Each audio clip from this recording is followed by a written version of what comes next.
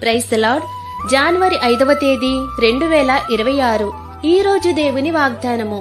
అయితే మీరు చీకటిలో నుండి ఆశ్చర్యకరమైన తన వెలుగులోనికి మిమ్మును పిలిచిన వాని గుణాతిశయములను ప్రచురము చేయు నిమిత్తము ఏర్పరచబడిన వంశమును, రాసులైన యాజక సమూహమును, పరిశుద్ధ జనమును, దేవుని సొత్తైన ప్రజలై ఉన్నారు.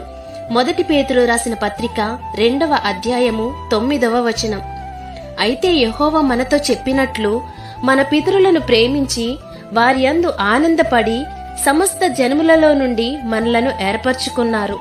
కాబట్టి మీరు దేవుని మాటను శ్రద్ధగా విని ఆయన నిబంధనను అనుసరించి నడువవలెను.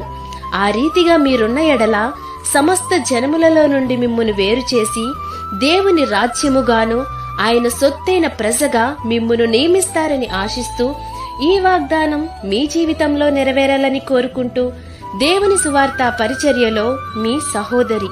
ఆమేన్. God bless you.